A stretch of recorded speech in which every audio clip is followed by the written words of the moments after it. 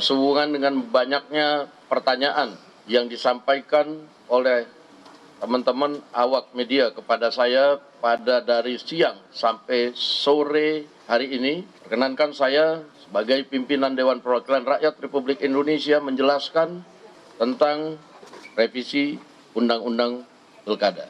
Bahwa pada hari ini tanggal 22 Agustus, hari Kamis, pada jam 10.00, setelah kemudian mengalami penundaan selama 30 menit, maka tadi sudah diketok bahwa revisi Undang-Undang Pilkada tidak dapat dilaksanakan.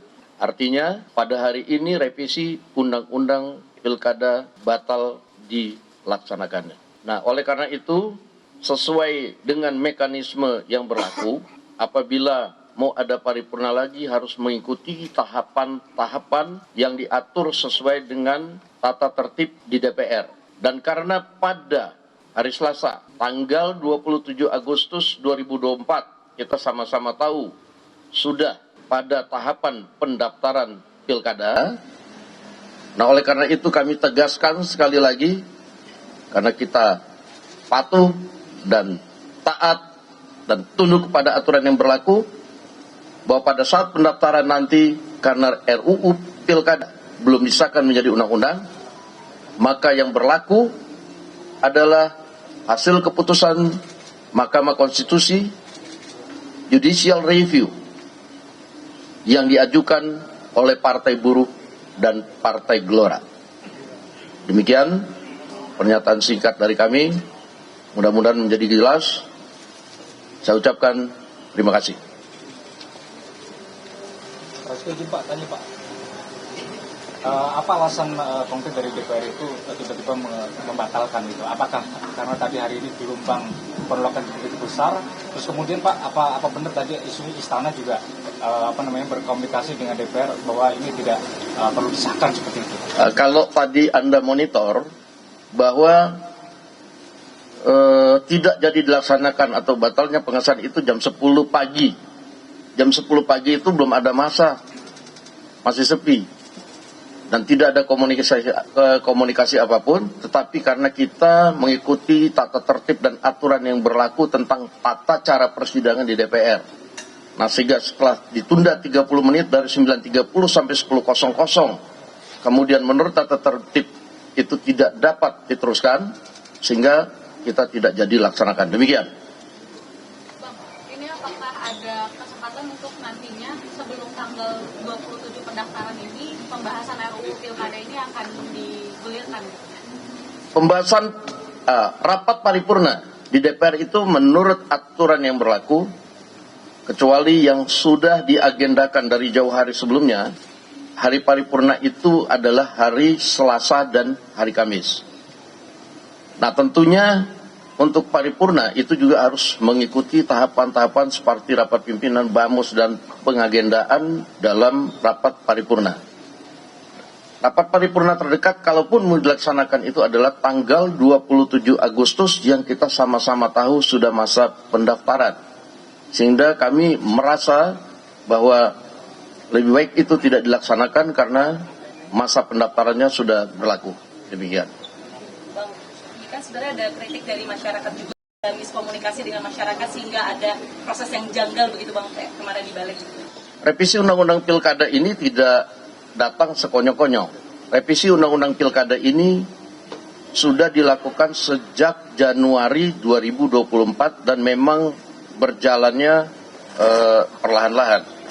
Nah, karena keputusan Judicial Review MK kemarin, kita melihat ada keputusan yang mengabulkan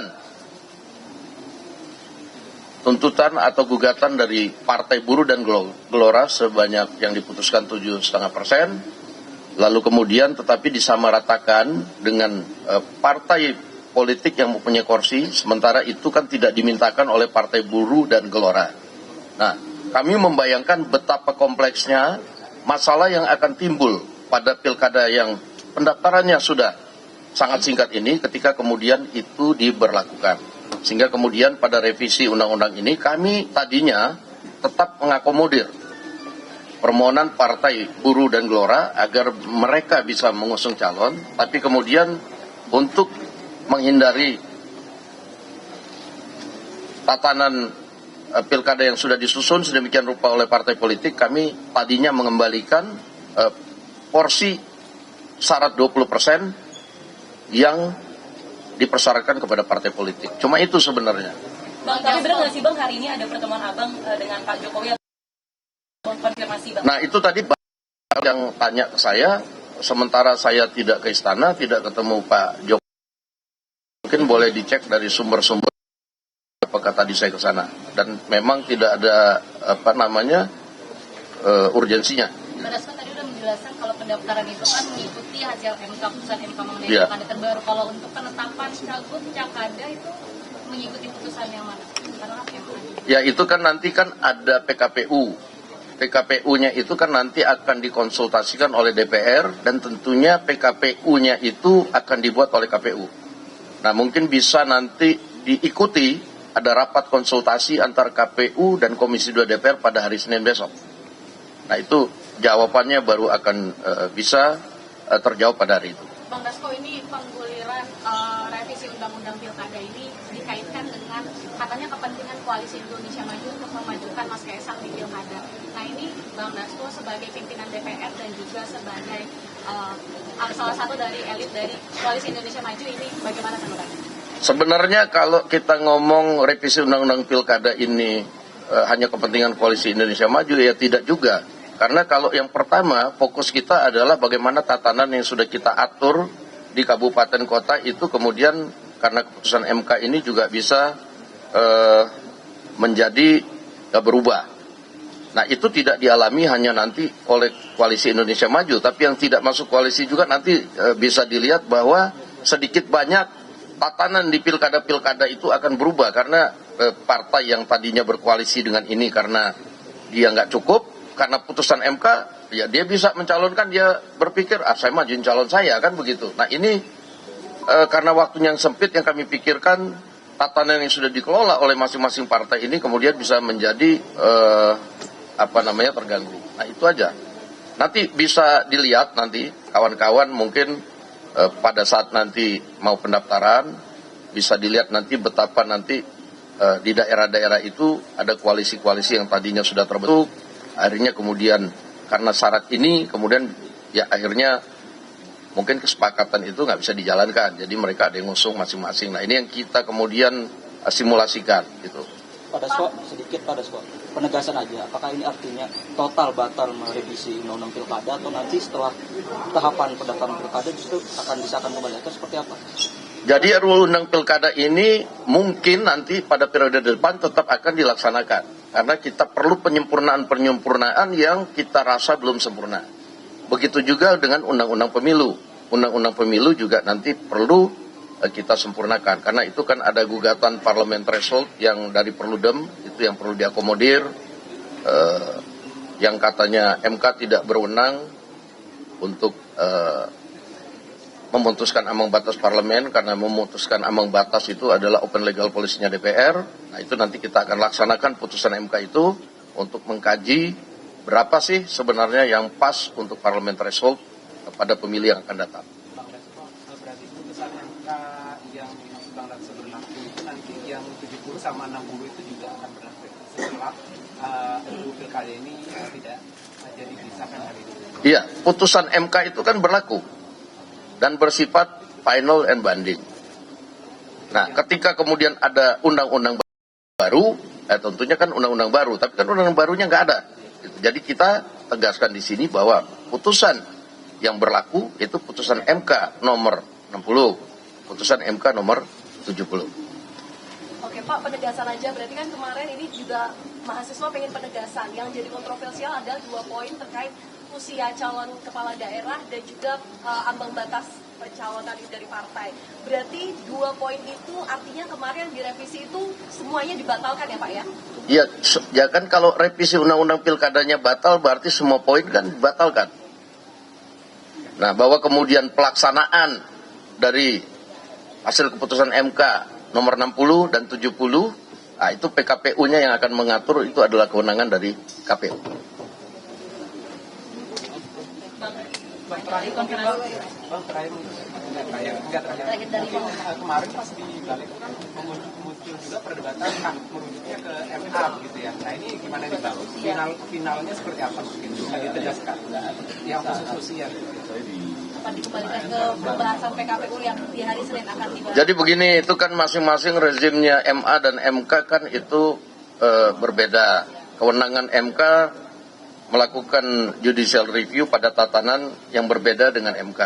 Nah, nanti kita akan lihat bahwa putusannya MA seperti apa, putusannya MK seperti apa. Karena masing-masing itu kalau saya lihat, ya MK pun bersependapat bahwa MK kemudian tidak bisa menganulir hasil judicial review dari MA.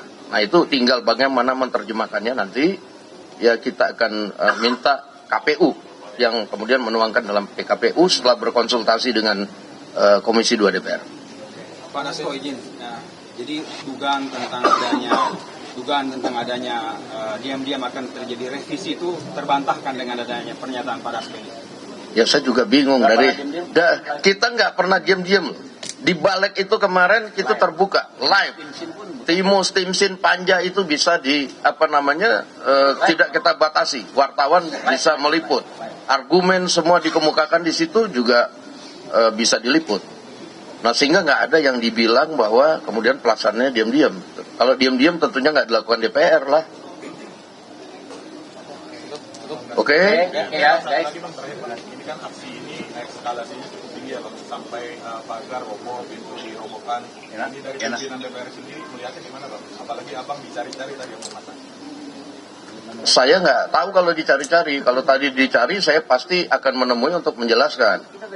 Nah, tapi tadi kan kawan-kawan sudah menemui, mewakili, menyatakan bahwa tidak ada revisi undang-undang pilkada.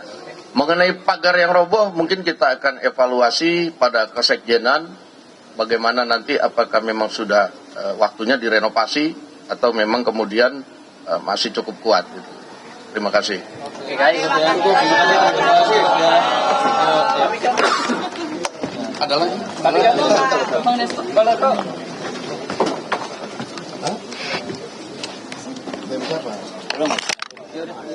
Berarti Bang, apa yang bilang itu benar nggak sih Bang, adanya juga karena pilkada itu ada Kita nggak tahu dia mendukung Anies apa enggak. karena itu katanya kemana-mana komunikasi Pak Prabowo dan Salah. karena Gue itu ke tempat Golkar semalam, ya kan? Balik Kewican ke kan? Wican, habis itu ngobrol, nggak ada rapat. Wah ini suka saya ke Wican bener, karena Pak Prabowo baru pulang dari luar negeri, yang kita ngobrol, habis itu dia pulang ke Hambalang. Oh gitu, ngobrolin pilkada soal Jangan mau tahu aja ngobrolin apa, namanya itu bos gua kan ngomongin apa aja kan boleh. Thank you Bang. Terima kasih Mas Imam.